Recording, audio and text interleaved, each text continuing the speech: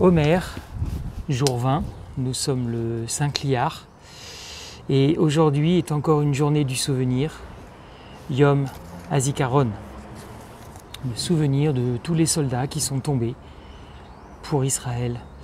Donc nous pensons à vous, nous pensons à leur sacrifice et voilà, à tous les soldats et aussi d'une certaine façon aussi à toutes les familles qui sont touchées indirectement.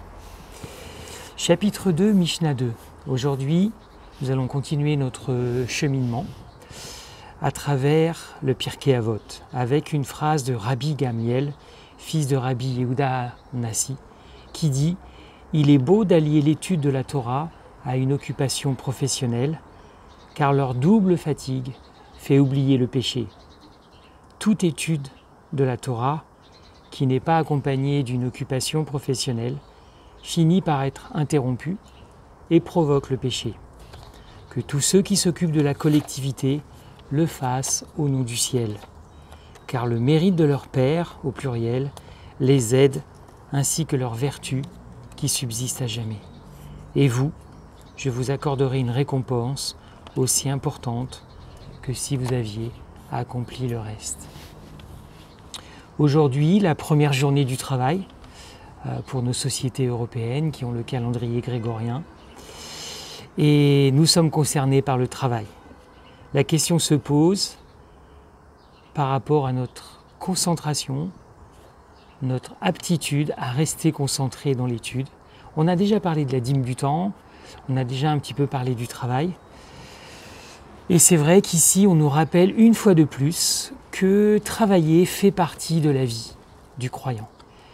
Et je rappelle, on avait déjà vu aussi que chercher un travail, c'est aussi un travail.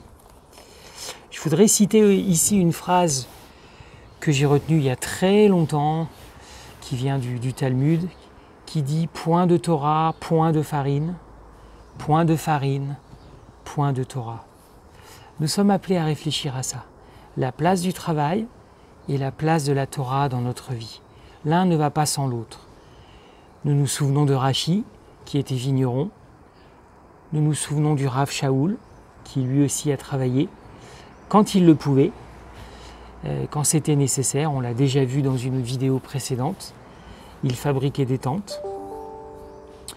Et nous sommes appelés, nous aussi, à veiller à notre travail. Restons équilibrés, tout en respectant la dîme du temps, bien sûr. Mais restons équilibrés et veillons à garder un travail si on en a un. N'hésitons pas à accepter une promotion dans le travail. Après conseil, si vous voyez que votre équilibre n'est pas remis en question.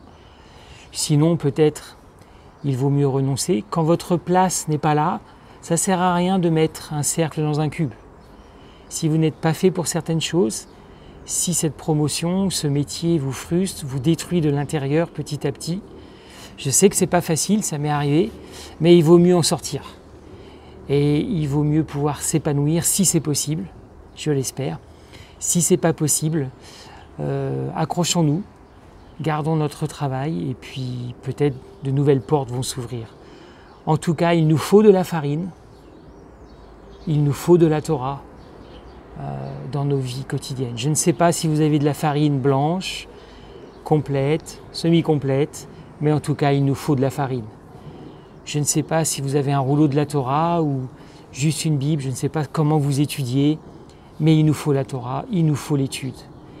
Il nous faut continuer de plonger dans les enseignements, comme le Rav Shaul, comme les disciples de Yeshua, comme des générations et des générations de Talmidim, du 1er siècle jusqu'à aujourd'hui.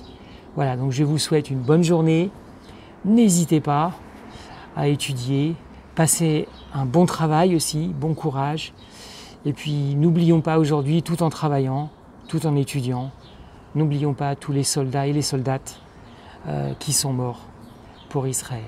Bonne journée les amis et on se voit demain. Passez une bonne journée où que ce soit.